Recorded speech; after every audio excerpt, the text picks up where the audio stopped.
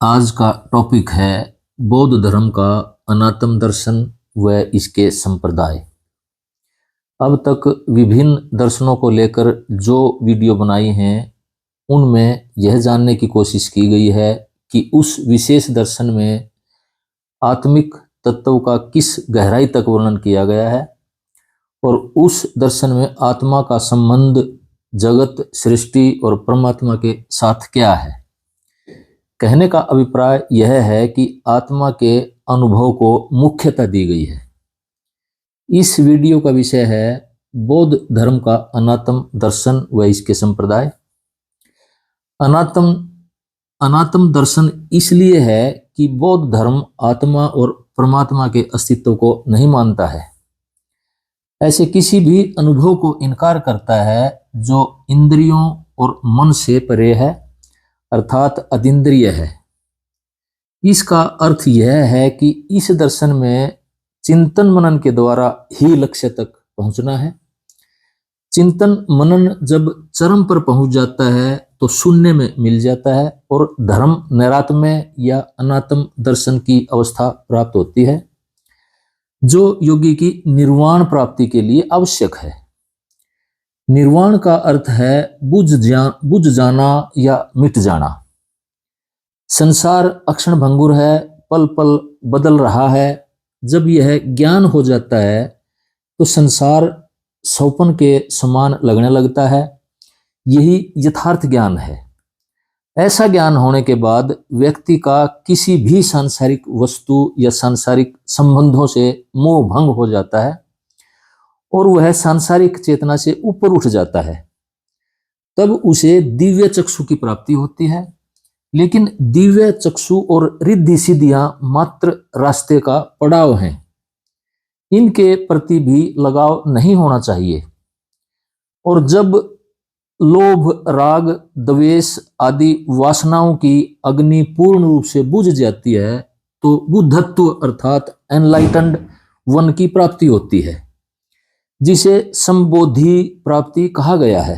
अर्थात व्यक्ति बोधिसत्व को उपलब्ध हो जाता है। बोधिसत्व का अर्थ है बुद्धा टू बी, अर्थात भविष्य में होने वाला बुद्ध।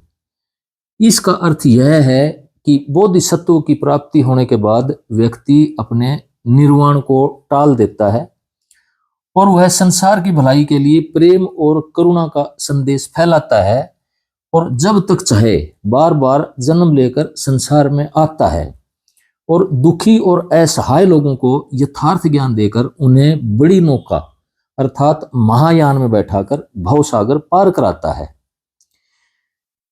बौद्ध धर्म में 3 तरह की काया का वर्णन किया गया है। एक धर्म काया, बॉडी ऑफ लॉ, यह परम शून्य अवस्था है। यह वह निराकार अस्तित्व है जो सभी लोगों और विचारों से परे है। दूसरी आनंद काया, कॉस्मिक बॉडी या बॉडी ऑफ ब्लिस, यह शुद्ध व निरपेक्ष अस्तित्व है जहां पर निर्वाण के बाद बुद्ध निवास करते हैं, जिन्होंने दूसरे लोगों की मुक्ति के लिए कार्य किया है। तीसरी निर्मन काया है, यानी कि बॉडी ऑफ ट्रांसफॉर्मेशंस। यह बुद्धत्व की वह अवस्था है जब बोधिसत्व की प्राप्ति हो जाती है और बुद्ध की चेतना मनुष्य का शरीर धारण करती है। संसार में विचरण करती हुई दुखी लोगों के लिए मुक्ति का मार्ग प्रशस्त करती है। माना जाता है कि महात्मा बुद्ध ने भी अपने निर्वाण को टाल दिया था और बोधिसत्व बनकर कई बार संसार में आने के लिए और लोगों की भलाई के लिए शरीर धारण किया था। बौद्ध धर्म नैतिकता का धर्म है, जिसे समाज का कोई भी व्यक्ति अपनाकर बुद्ध बन सकता है। धर्म का आचरण करने के लिए व्यक्ति के लिए 4 आर्य सत्य बताए गए हैं, जिनकी पहचान करना आवश्यक है, जो इस प्रकार हैं। एक दुखम, अर्थात संसार का जीवन दुख से परिपूर्ण है। दूसरा दुख समुदय, इस दुख का कारण भी है जो तृष्णा है। तीसरा दुख निरोध, दुख का सर्वथा नाश करना है, अर्थात तृष्णा से संपूर्ण वैराग्य कर दुख निरोध करना है, यही निर्वाण प्राप्ति है। चौथा, दुख निरोध गामिनी प्रतिपद। दुख निरोध का मार्ग क्या है, अर्थात निर्वाण प्राप्ति ही दुखों का अंत है। निर्वाण प्राप्ति ही दुखों का अंत है। निर्वाण में व्यक्तित्व का सर्वथा निरोध हो जाता है। उस तक पहुंचने वाले मार्ग का नाम अष्टांगिक मार्ग है, जो इस प्रकार है: सम्यक दृष्टि, सम्यक संकल्प, सम्यक वचन, सम्यक कर्म, सम्यक आजीविका, सम्यक व्यायाम, सम्यक स्मृति और आठवां सम्यक समाधि, अर्थात हर कार्य में संतुलन बनाकर रहना, किसी भी एक्सट्रीम से बचना। ये 4 आर्य सत्य बौद्ध धर्म की धर्म संहिता हैं। इनके अतिरिक्त 10 शील अर्थात 10 सत्कर्म का पालन भी आवश्यक है। अहिंसा, सत्य, अस्तेय, ब्रह्मचर्य का पालन और सुरा आदि मादक पदार्थों का असेवन यानी कि सेवन ना करना, ये 5 सभी के लिए मान्य हैं, लेकिन भिक्षुओं के लिए ये 5 शील भी आवश्यक हैं। अपराह्न भोजन यानी कि दोपहर के बाद भोजन, माला धारण और संगीत, सवर्ण तथा अमूल्य सैया का त्याग। बौद्ध धर्म की मान्यता है कि बुद्ध बनने की इच्छा रखने वाले को 10 पारमिताएं पूरी करनी पड़ती हैं: दान, शील, नैष्कर्म्य, प्रज्ञा, वीर्य, शांति, सत्य, अधिष्ठान अर्थात दृढ़ संकल्प, मैत्री और उपेक्षा। उपेक्षा का अर्थ है कि ना किसी से दुश्मनी, ना किसी से प्यार। कोई भी बोधिसत्व इन 10 पारमिताओं में पूर्णता प्राप्त करके स्वयं बुद्ध बन सकता है। बौद्ध दर्शन के अनुसार मनुष्य का शरीर 5 स्कंधों अर्थात धर्म के मेल से बना हुआ है: रूप, कॉर्पोरियलिटी या फिजिकल फॉर्म, वेदना, फीलिंग्स या सेंसेशंस, संज्ञा, आइडिएशंस, संस्कार, मेंटल फॉर्मेशंस और डिस्पोजिशंस, और विज्ञान, कॉन्शियसनेस। इन 5 में से कोई भी स्कंध आत्मा नहीं है। जब ये 5 स्कंध या धर्म अपने अपने धर्म में विलीन हो जाते हैं तो बाकी कुछ नहीं बचता, केवल शून्य बच जाता है। यही अनात्म दर्शन या नैरात्म्यता का बोध है। इसके अनुसार सब भावनाओं की शून्यता ही ज्ञान अर्थात प्रज्ञा है। जिस प्रकार दीपक के जलने पर अंधकार का अभाव हो जाता है, उसी प्रकार नैरात्म्यता का प्रत्यक्ष हो जाने पर दोषों की स्थिति नहीं रहती। बौद्ध दर्शन के 5 मुख्य संप्रदाय हैं: 2 महायान के और 2 हीनयान के। महायान के 2 संप्रदाय शून्यवाद और विज्ञानवाद हैं, जिन्हें क्रमशः माध्यमिक संप्रदाय और योगाचार मत भी कहा जाता है। हीनयान के भी 2 संप्रदाय सौतांत्रिक और वैभाषिक मत के नाम से प्रसिद्ध हैं। 5वां संप्रदाय वज्रयान के नाम से जाना जाता है, जिसे तांत्रिक बौद्ध धर्म भी कहा जाता है। हीनयान मठ आधारित दर्शन है, जिसमें एकांत में रहकर कठोर ध्यान व साधना की जाती है और अरहत की प्राप्ति होती है, जो निर्वाण की प्राप्ति है। अरहत का पुनर्जन्म नहीं होता, यह अकेले चलने का मार्ग है, इसलिए इसे हीनयान अर्थात छोटी नौका या छोटा यान कहा जाता है। महायान के साथ बोधिसत्व का सिद्धांत जुड़ा हुआ है, जिसमें बौद्ध सन्यासी अपने साथ साथ दूसरों के निर्वाण का रास्ता भी प्रशस्त करता है और बड़ी नौका अर्थात बड़े यान में बैठाकर उन्हें दुखों के संसार से पार ले जाता है। वज्रयान बिजली का यान अर्थात तेज गति से चलने वाला यान कहा जाता है, जिसमें तांत्रिक विद्या का प्रयोग किया जाता है, जिसका तिब्बत में और पूर्वी भारत के क्षेत्रों में विकास हुआ। तामसिक शक्तियों की सिद्धि करने के लिए वज्रयान में तमोगुणी क्रियाओं का प्रयोग किया जाता है, जो व्यक्ति को अधोगति में ले जा सकता है। बौद्ध धर्म के विभिन्न संप्रदाय ज्ञान के भेद के कारण अस्तित्व में आए। पहला संप्रदाय शून्यवाद अर्थात माध्यमिक संप्रदाय है, जो बीच का रास्ता अपनाता है और किसी भी वस्तु या अस्तित्व को स्थिर नहीं मानता है। ज्ञाता, ज्ञान और ज्ञेय तीनों ही अस्तित्वहीन हैं, अक्षण भंगुर हैं, कुछ भी स्थिर नहीं है। सारा संसार स्वप्न के समान है। जो भी विषय उजागर होते हैं वे सभी वासना की शक्ति के कारण उजागर होते हैं। नागार्जुन ने दो तरह के सत्य का वर्णन किया है, सावर्ती सत्य या समवर्ती सत्य और परमार्थ सत्य।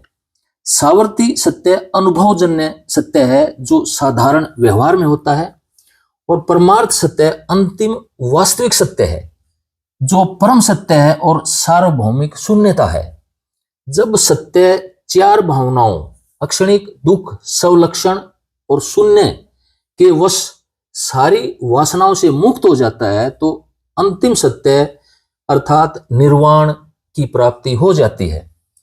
सावर्ती सत्य को विवर्त सत्य यानी कि कंसील्ड ट्रूथ, छुपा हुआ सत्य भी कहा गया है। अर्थात जब चित्त के ऊपर से सारी वृत्तियां लुप्त हो जाती हैं तो परमार्थ सत्य रह जाता है। शून्यता का अर्थ खालीपन, रिक्तता या नथिंगनेस नहीं है, बल्कि भावनाओं और वासनाओं की शून्यता है। जब ध्यान करते हैं तो विचार से निवृत्ति का अभ्यास किया जाता है, और जब विचार उठने बंद हो जाते हैं तो उसे विचार शून्यता कहा जाता है। अर्थात विचार अपने स्रोत में जहां से वह उठता है वहां जाकर विलीन हो गया है। जिस प्रकार समुद्र में तरंगें उठती हैं और जब विषय रूपी हवा ठहर जाती है तो तरंगें भी नहीं उठती हैं और वे अपने स्रोत समुद्र में विलीन हो जाती हैं। जब सुषुप्ति अर्थात गहरी निंद्रा, इसको इस प्रकार भी समझ सकते हैं कि जब सुषुप्ति अर्थात गहरी निंद्रा में इंद्रियों व मन की सारी वृत्तियां शांत हो जाती हैं तो शंकराचार्य का परमार्थिक सत्य उजागर होता है। गहरी नींद में चित्त वृत्तियों की शून्यता है, चित्त वृत्तियां खत्म हो जाती हैं, लेकिन चेतना रूपी समुद्र की परिपूर्णता है। चेतना में मजबूती आ जाती है, चेतना में उतनी ही एकाग्रता और घनता बढ़ जाती है, क्योंकि गहरी नींद की उसी चेतना रूपी समुद्र से व्यक्ति ताजगी खींच कर लाता है, जिससे वह फिर सारा दिन काम करने के योग्य हो पाता है। यही गहरी नींद की अवस्था महात्मा बुद्ध के लिए सार्वभौमिक शून्यता है और शंकराचार्य के लिए परब्रह्म में स्थिति है। अर्थात जागृति या स्वप्न में भावनाओं की जो वृत्तियां चित्त के ऊपर तैरती हैं वह बुद्ध के लिए सावर्ती या समवर्ती सत्य है। शंकर के लिए यही अवस्था जागृति में व्यावहारिक सत्य है और स्वप्न में प्रातिभाषिक सत्य है, और जब सारी वृत्तियां गहरी नींद की चेतना में विलीन हो जाती हैं तो यह अवस्था दोनों के लिए परमार्थ सत्य है, परमार्थिक सत्य है। इस अवस्था को बुद्ध सार्वभौमिक शून्यता कहकर पुकारते हैं, तो शंकर इसे परब्रह्म की चेतना से परिपूर्ण सत्ता कहते हैं। श्री अरविंद महात्मा बुद्ध के निर्वाण को ऑल नेगेटिव एब्सोल्यूट कहते हैं, तो शंकर की मोक्ष को ऑल पॉजिटिव एब्सोल्यूट कहते हैं। बुद्ध के निर्वाण में सभी वृत्तियों की चेतना की शून्यता है, नेगेटिविटी है, इसलिए यह ऑल नेगेटिव एब्सोल्यूट है। लेकिन शंकर के मोक्ष में मन की सभी वृत्तियों की चेतना की परब्रह्म की चेतना में विलीन होने से उनकी पूर्णता है, एनरिचमेंट है, फुलफिलमेंट है, पॉजिटिविटी है, इसलिए यह अवस्था ऑल पॉजिटिव एब्सोल्यूट है। दोनों ही निरपेक्ष और निराकार हैं, इसलिए बुद्ध का शून्यवाद ऊर्जा की रिक्तता नहीं है, खालीपन नहीं है, बल्कि यही अवस्था शंकर के शब्दों में ऊर्जा की परिपूर्णता है, जहां से सारी सृष्टि निकलकर आती है। यही कारण है कि बहुत से हिंदू कट्टरवादी शंकर को प्रच्छन्न बौद्ध अर्थात छिपा हुआ बौद्ध कहते हैं। बुद्ध का अनादि वासना का सिद्धांत भी शंकर के अनादि माया के सिद्धांत से मिलता जुलता है। दोनों ही वस्तु के स्वरूप को छुपाते हैं। महायान का दूसरा संप्रदाय है विज्ञानवाद अर्थात योगाचार मत। जिसमें मैत्रेयनाथ और धर्मकीर्ति जैसे विद्वान हुए हैं। विज्ञानवाद का जन्म शून्यवाद की प्रतिक्रिया के फलस्वरूप हुआ था। शून्यवाद के अनुसार समस्त संसार असत्य प्रतीत होता है, परंतु इनका कहना है कि जिस बुद्धि से, यानी कि विज्ञानवाद का कहना है कि जिस बुद्धि से यह प्रतीत होता है, यह संसार प्रतीत होता है या इसका ज्ञान होता है, उसे तो सत्य मानना ही चाहिए। इसलिए बुद्धि, चित्त, मन या विज्ञान या कॉन्शियसनेस ही एकमात्र सत्य पदार्थ है। सब कुछ असत्य है, ऐसा मानने से सारे संसार को अंधा मानना पड़ेगा। इसलिए कम से कम अपना ज्ञान, यानी कि सेल्फ को तो स्वीकार करें। विज्ञानवादी बाहरी पदार्थों की शून्यता को स्वीकार करते हैं। विज्ञानवादी बाहरी पदार्थों की शून्यता को स्वीकार करते हैं, किंतु चित्त या बुद्धि जो सभी वस्तुओं का ज्ञाता है, कभी भी असत्य नहीं हो सकता है, अन्यथा हमारे ज्ञान भी असत्य हो जाएंगे। बुद्धि के द्वारा ग्रहण होने वाले सभी पदार्थ आइडियाज या विचार हैं। यदि अपना ज्ञान या ज्ञाता का ज्ञान भी शून्य हो जाए तो जानने वाला कौन रहेगा? ज्ञाता के अभाव में सारा संसार ही अंधा है, अंदर और बाहर सभी से शून्य है। इसलिए योगाचार मत में बाह्य पदार्थ शून्य है, अंदर सत्य है, बाह्य पदार्थ असत्य है, जबकि शून्यवाद में अंदर और बाहर सब कुछ असत्य है। बुद्धि स्वयं ही प्रकाश की तरह अपने रूप को प्रकाशित करने वाली है। हमारी बुद्धि ही अनादि, विज्ञानवाद कहता है कि हमारी बुद्धि ही अनादि वासना के वश होकर अनेक आकारों में प्रतीत होती है। जैसे अलग अलग रंग का चश्मा लगाने से वस्तु का रंग भी अलग अलग दिखाई देता है। जब बुद्धि को बाह्य पदार्थों के अक्षणिकवाद का ज्ञान हो जाता है तो बुद्धि का ज्ञान बुद्धि अर्थात ज्ञाता में ही स्थिर हो जाता है। बाह्य जगत की सत्ता लुप्त हो जाती है। संसार में जो कुछ भी देखते हैं वे प्रत्ययों अर्थात आइडियाज अर्थात विचार के ही प्रतिरूप हैं। बाह्य पदार्थों की अपनी कोई भी सत्ता नहीं है। यही पश्चिम का प्रत्ययवाद आइडियलिज्म कहता है। इसके अनुसार प्रत्यय या आइडियाज ही, यानी कि विचार ही संसार की मूल सत्ता अर्थात अल्टीमेट रियलिटी या अंतिम सत्य हैं। यही विचार मन से बाहर निकलकर स्थूल रूप धारण कर लेते हैं। मन में विचार उठा कि मकान बनाऊं तो यही विचार मकान के रूप में शरीर धारण कर लेता है। श्री अरविंद का ऊर्ध्व मानसिक यानी कि ओवर माइंड और अति मानसिक यानी कि सुपर माइंड का अनुभव भी इसी से प्रभावित होता हुआ प्रतीत होता है, क्योंकि श्री अरविंद के समग्र योग में मन की अवचेतन व अचेतन वृत्ति का ही ऊर्ध्व मानसिक और अति मानसिक स्तर की चेतना के रूप में रूपांतरण है अर्थात ट्रांसफॉर्मेशन है, जो चेतना के विकास अर्थात इवोल्यूशन का ही हिस्सा है और आवश्यकता भी। श्री अरविंद के अति मानसीकरण की यह विकास परक प्रक्रिया अर्थात इवोल्यूशनरी प्रोसेस हर कण के अंदर अंतः प्रेरणा बनकर मौजूद है। इसलिए यह इवोल्यूशन सुपरमाइंड के रूप में अपने समय पर अवश्य ही फलीभूत होगा। इसलिए श्री अरविंद का मानना है कि यह एक इवोल्यूशनरी प्रोसेस है और यह इवोल्यूशन, यह सुपरमेंटलाइजेशन का इवोल्यूशन और यह इवोल्यूशन सुपरमाइंड के रूप में अपने समय पर अवश्य ही फलीभूत होगा। बौद्ध धर्म के विज्ञानवाद में जब मन को बाह्य संसार की अक्षण भंगुरता का वास्तविक ज्ञान हो जाता है तो इसके बाद चार भावनाओं अर्थात अक्षणिक, दुख, सवलक्षण और शून्य के वशीभूत सभी वासनाओं का विनाश हो जाता है, जिससे अलग अलग आकार के विषयों के रूप में जो मिथ्या ज्ञान उपलब्ध होता है वह गल जाता है और विशुद्ध विज्ञान अर्थात कॉन्शियसनेस का जन्म होता है। यही मोक्ष है। हीनयान के दो मुख्य संप्रदाय हैं, स्वतांत्रिक और वैभाषिक।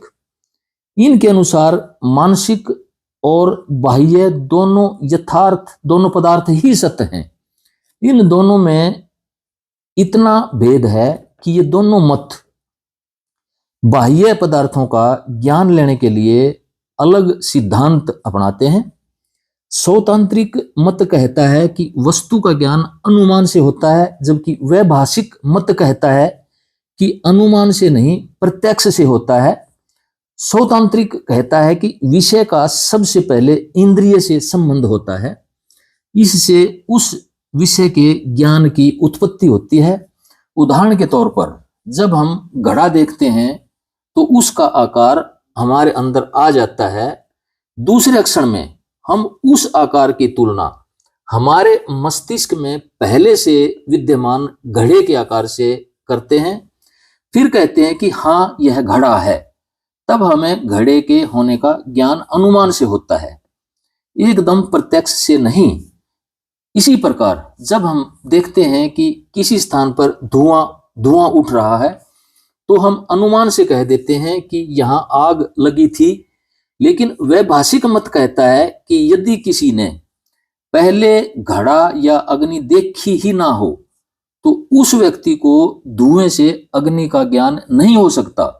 इसलिए पहले अग्नि का प्रत्यक्ष होना जरूरी है, अग्नि से ही धुआं उठता है, यह प्रत्यक्ष होना जरूरी है। शून्यवाद के शून्य को भरने के लिए विज्ञानवाद आल्य विज्ञान का सहारा लेता है। आल्य विज्ञान और प्रवृत्ति विज्ञान का ये एक सिद्धांत मानता है। आल्य विज्ञान अर्थात हाउस कॉन्शियसनेस है और प्रवृत्ति विज्ञान एक्टिव कॉन्शियसनेस है।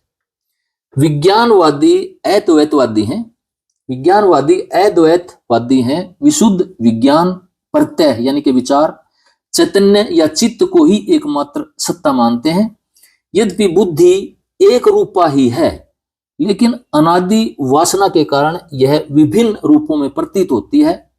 आल्य विज्ञान धर्मों के बीजों का स्थान है। ये धर्म बीज वासना के वशीभूत होकर बाहर निकलकर जगत में व्यवहार करते हैं और प्रकट हो जाते हैं।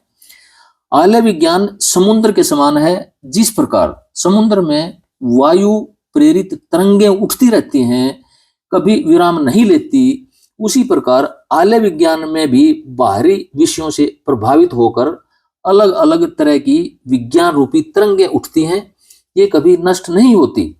यह तरंगें प्रवृत्ति विज्ञान है, अर्थात एक्टिव कॉन्शियसनेस है। आल्य विज्ञान में प्रवृत्ति विज्ञान उत्पन्न करने की जो शक्ति है उसी को वासना कहते हैं। विज्ञानवाद में आल्य विज्ञान वह चैतन्य बुद्धि है जो आत्मा का अहम के रूप में स्थान है। आल्य विज्ञान एक लगातार बहती हुई धारा के समान है, जिसमें से अक्षणिक वासनाएं तरंग बनकर पैदा होती रहती हैं। जब प्रवृत्ति विज्ञान की ये सारी तरंगें शांत हो जाती हैं तो शुद्ध विज्ञान बच जाता है, तब निर्वाण की प्राप्ति होती है। महात्मा बुद्ध का मुख्य मकसद समाज में उस समय व्याप्त कुरीतियों को दूर करना था, इसलिए उन्होंने अपने अनुयायियों को आत्मा परमात्मा जैसे प्रश्नों से दूर रखा। 14 प्रश्न ऐसे थे जिन्हें वे अव्याकृत कहते थे और उन प्रश्नों पर मौन धारण कर लेते थे। वे कहते थे कि जब एक व्यक्ति को किसी ने तीर से घायल कर दिया तो आपका फर्ज है उसका तुरंत उपचार करना, ना कि यह पूछताछ करना कि किस व्यक्ति ने उसे घायल किया है, वह तीर मारने के बाद किधर चला गया, आदि आदि। उनका दर्शन बहुत सीधा था, लेकिन उनके अनुयायियों ने उनके मौन का फायदा उठाया और बौद्ध धर्म को दर्शन के भयानक दलदल में ले जाकर छोड़ दिया। महात्मा बुद्ध का मकसद केवल इतना था कि व्यक्ति पवित्र जीवन जिए, पवित्र विचार रखे, दूसरों के साथ सौहार्दपूर्ण व्यवहार रखे, हमेशा अपने अंदर और अपने चारों तरफ दुख की छांव भी ना पड़ने दे, स्वयं भी सुखी और खुश रहे और दूसरों के लिए भी वैसा ही वातावरण बनाकर रखे, तृष्णा और विषय वासनाओं से दूर रहे, उसके सामने जो भी आए उसे आंख बंद करके ना मानने बल्कि अपने विवेक बुद्धि का इस्तेमाल करे और कोई भी ऐसा काम ना करे जो उसके लिए और दूसरों के लिए दुख का कारण बने। राधा स्वामी।